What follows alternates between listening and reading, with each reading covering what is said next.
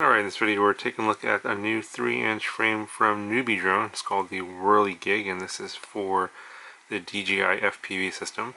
As you guys know, I've been flying the DC-3 from iFlight for a while now. I've been trying to get a good tune on that frame. I just haven't been able to get sort of the bobbles and wobbles out of the flight characteristics, and I think it has to do with the fact that the air unit on that frame is in the back, and it's also sort of a dead cat frame as well, and so all those things kind of contribute to some sort of strange, wonky flight characteristics. So I decided to get this frame instead.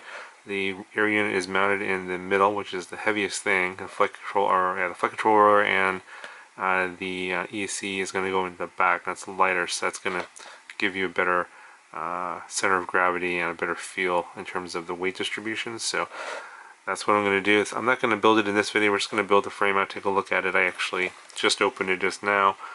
Just give you see some dimensions here. It's a very nice looking frame. It's kind of on the pricey side for a 3-inch frame. It's I think $60. So we got here some instructions. So we got a frame assembly guide, and shows you all the parts that are included. And we'll pull all those out and show you that here in a second. And gives you step-by-step instructions. Step 1, step 2, 3. Okay, so I pulled all the carbon pieces out of their bags, and all of the hardware is nicely packaged here in individual compartments, so it's very easy to tell what's what. The carbon on here is chamfered, it looks like. Yeah, just chamfered, very clean. So I'm not sure who manufactures their carbon or cuts it, but it's no carbon dust. Pretty clean, no burrs, pretty well cut. Yeah, I'm not pretty sure NewBeeDrone has this design contracted out. I'm not exactly sure who does it, but you can tell here, you can see that the front arms and the back arms are not symmetrical here, so I'm not sure which ones are which yet. We'll figure that out here in a little bit. Got some press fit notes here. I think this is the bottom plate, and it's a sandwich design, I think. There's the top plate. And these are the two side plates for the camera.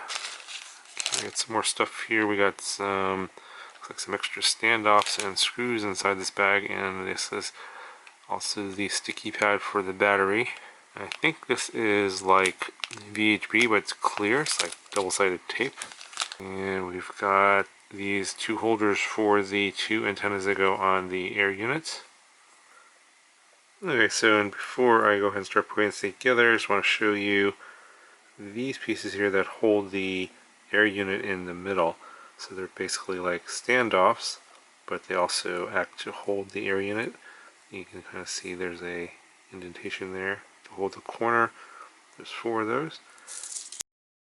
Okay, so I went ahead and put together, and it wasn't terribly difficult. It was a little bit fiddly, so it took a bit of time just to get the pieces together. Mainly getting these two side plates here for the camera into the bottom plate here was pretty tight. So you got it in there, but it was, I mean, the tolerances are like super tight, so you have to kind of fiddle around with it and work it in there, and it does fit together. So I thought it was a sandwich plate on the bottom, but it's not. So the arms just are on the bottom like this, kind of open.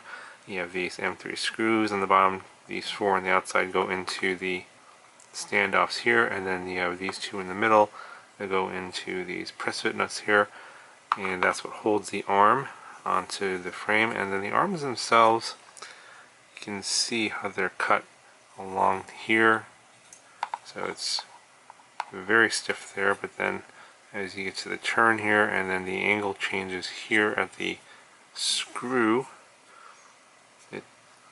it's still pretty stiff there as well, so I can't really do anything with that. And same with the arm here. Looks like it's a little bit off of an angle there, but this is plenty stiff for a 3-inch, and it's a 3mm bottom plate, and so there's no flex in the frame, at least in the arms on the bottom. And the rest of the frame was pretty easy to put together. M3 screws on the top, the shorter ones here that hold this top plate section. Then the top plate goes through the side plates here first, so do that before you screw the standoffs together, otherwise you have to take them off and then put that in. So you basically have to do the front camera cage along with the top plate, put that together, stick it into the bottom plate, and then screw the top plate to these 4 standoffs here.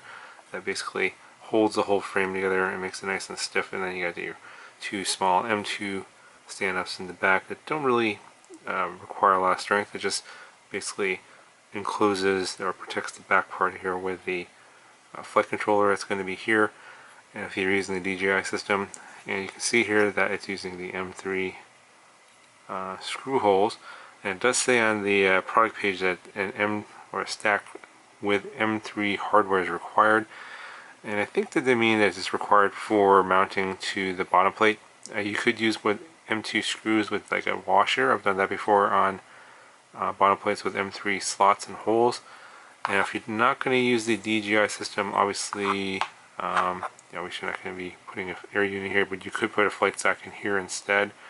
ESC and 4-in-1 or 4-in-1 ESC and a flight controller there, and maybe a video transmitter in the back if you just want to use this as a analog system instead of a DJI system. So you can do that as well. So it's kind of versatile.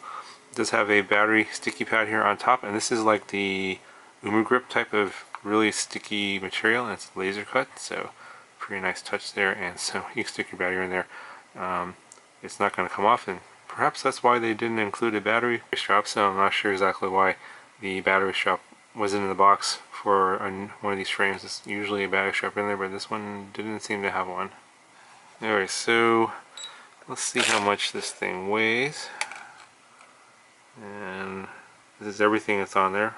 Yeah, it's coming at just a little over 49 grams, so definitely not on the light side for a 3-inch frame. So I'm thinking you might want to go with some bigger motors than it's on the DC3. Those had 1404s. You can see this has a slot for the motor mounting, so it could do 9mm or 12mm. So I would probably go 1408 on something like this, maybe even 1507. Just if you want to get a little more performance on something like this. It looks like this is designed for freestyle, top on a battery, camera up front. I believe it said that no prop will show up in view on a 3-inch here. So you could, if you have, if you want to get some HD footage without props in view for freestyle, then yeah, you probably want to get some bigger motors than this one. So we'll have to see. I don't remember exactly what the DC3 frame weighed, but I'm pretty sure it weighed less than this 49 grams. Anyway, so overall, very nice looking frame. I'm looking forward to building this out. I'm going to transfer my parts over from the DC3. And yeah, what do you think about the price though? $60 I think for a frame like this. I'm not exactly sure how much the DC3 costs these days. I think it's about $39 or $40, so it's it's quite a bit less. So do you think that something like this qualifies as a more premium frame? Yeah, let me know what you think down in the comments below. And I'll look forward to a new video on this frame down the road with the DJI system inside it. Talk to you guys later.